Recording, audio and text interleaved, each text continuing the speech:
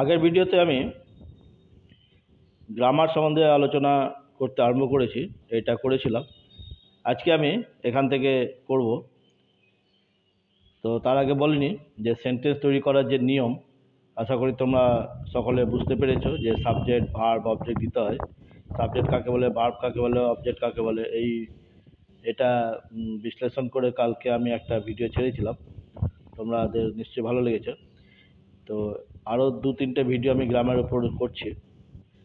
আজকে যেটা আলোচনা করব সেটা হলো parts of speech. Parts of speech কাকে বলে আগে বলে নিই। না তো ইংরেজিতে যে 26টি লেটারগুলো আছে, সেই 26টি লেটারগুলো যখন পাশাপাশি বসে একটা শব্দ তৈরি করে তাকে বলে ওয়ার্ড।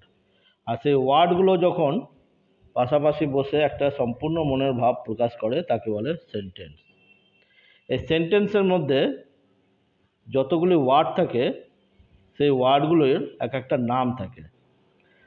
সেই নামগুলো হচ্ছে 8 প্রকার, সেটা বিস্তারিত আলোচনা করছি এখন। একেই বলে পার্টস অফ স্পিচ। পার্টস মানে অংশ, স্পিচ মানে উক্তি। উক্তির যে অংশ, সেই অংশগুলোকেই বলছে পার্টস অফ স্পিচ। তো এই পার্টস অফ স্পিচ হচ্ছে 8 প্রকার। কি কি?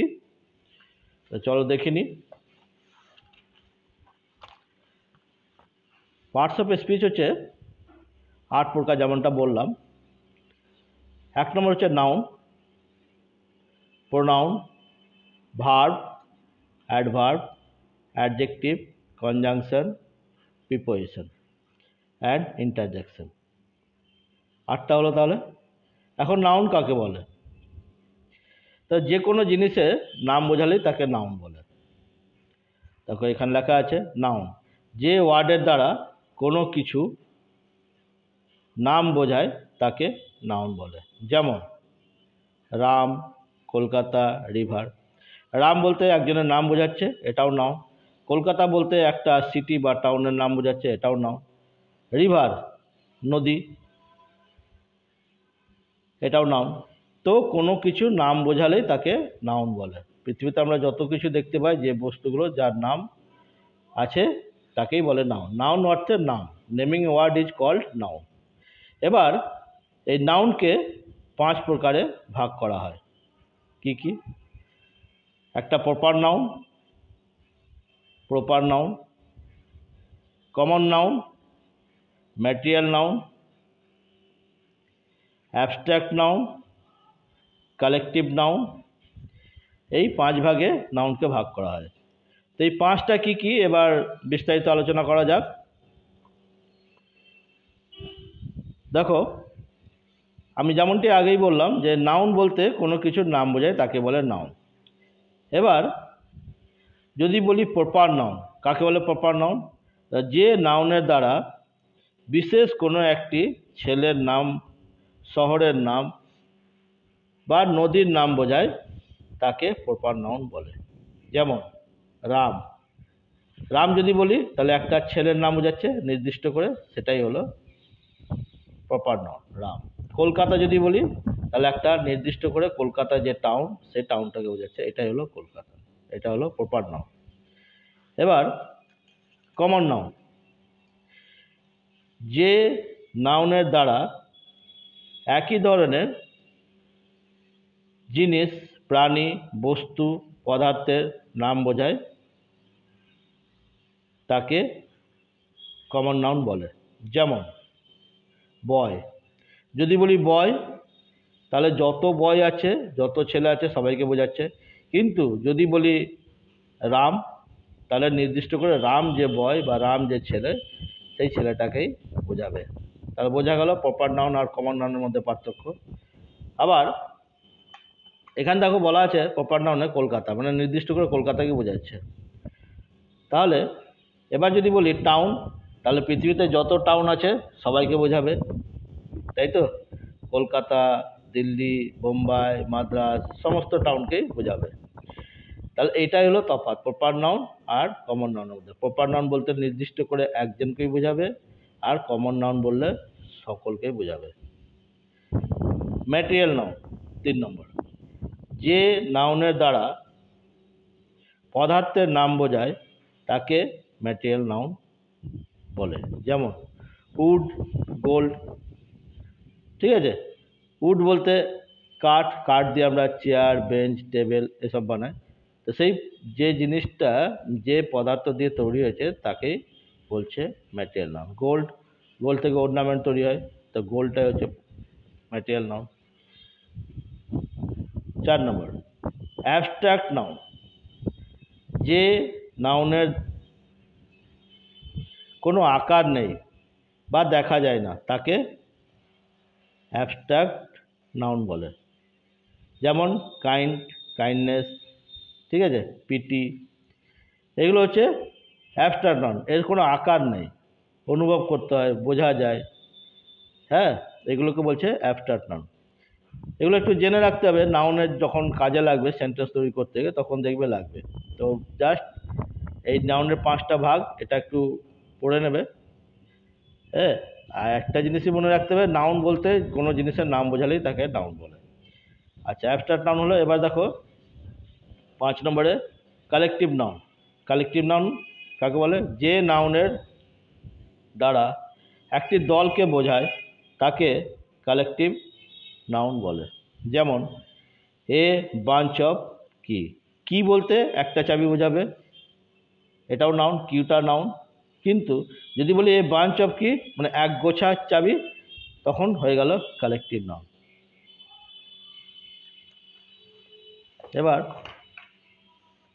তো নাউনের 5টা ভাগ পড়লাম ওদিকে।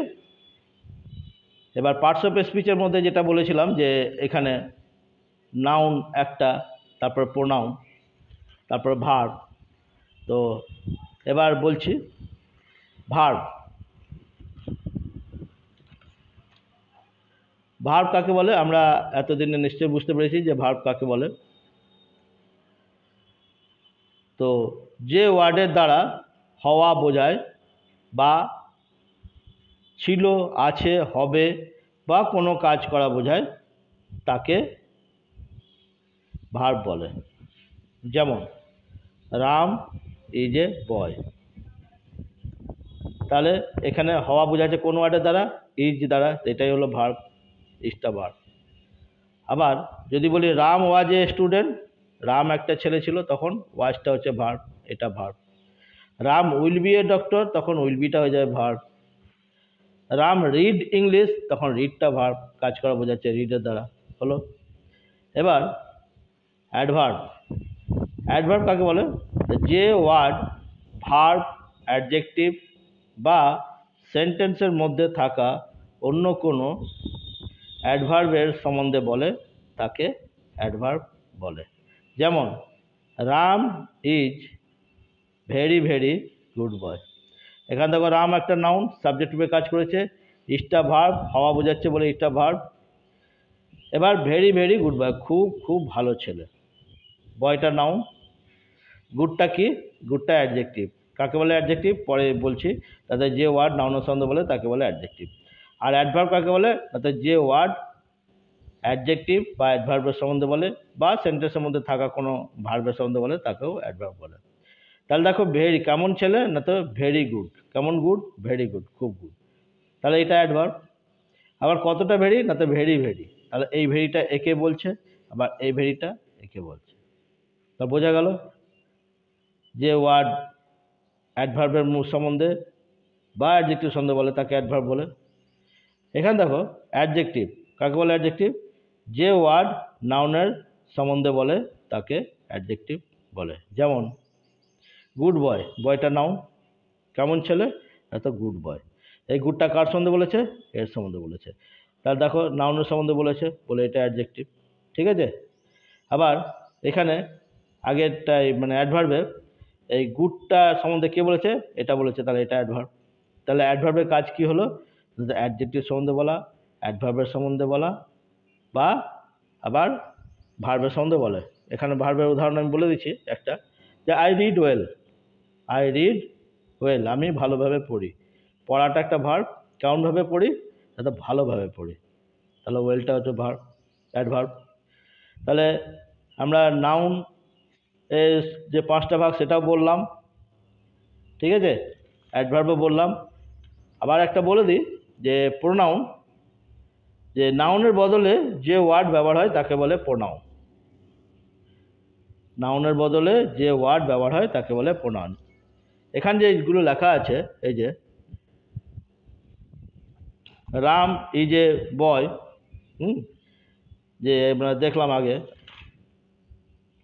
এই যে রাম ইজ এ বয়, তো রামের জায়গায় যদি আমি বলে দিতাম হি ইজ এ বয়, আর হি বলতে কাকে বোঝাচ্ছিল? সে, মানে সে, তার নাম আছে Ram is a boy, he is our student. Ram একটি ছেলে, সে হয় আমাদের ছাত্র। তাহলে হি বলতে কাকে বোঝাচ্ছে? রামকে বোঝাচ্ছে। তাহলে হিটাই হইতে প্রোনাউন। তো যাই হোক, নাউনের সম্বন্ধে আমরা বললাম 5টা ভাগ, এবং পার্টস অফ স্পিচের যে 8টা পার্টস অফ স্পিচ, তার মধ্যে অ্যাডজেক্টিভ বর্ণমালা আজকে আজ বলবো না, এতটাই বুঝো। তারপরে কালকে আবার পরের ভিডিওতে এই প্রিপোজিশন আর ইন্টারজেকশন এগুলো বাদ বাকিগুলো করে ছাড়বো। তো আমি প্রথম থেকে আরেকবার এটা দেখিয়ে নিচ্ছি। হ্যাঁ, আশা করি তোমরা বুঝতে পারলে। এবার একটু যদি খাতায় লিখবে তো ভালোভাবে লিখে নিও। হ্যাঁ, এখান থেকে লিখবে পার্টস অফ স্পিচ 8 প্রকার, আর এটা লিখবে, এটা লিখবে, ঠিক আছে? বড় করে দেখাচ্ছি একটু।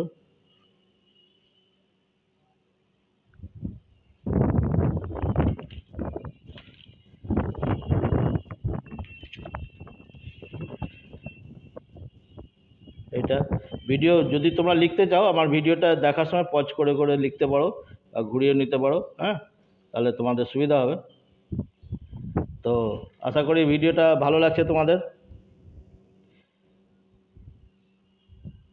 যদি ভিডিও ভালো লাগছে তাহলে অবশ্যই লাইক করবে, শেয়ার করবে, আর যারা সাবস্ক্রাইব করোনি তারা সাবস্ক্রাইব করবে, আর তোমাদের যা মন্তব্য থাকবে কমেন্ট বক্সে লিখে পাঠাবে।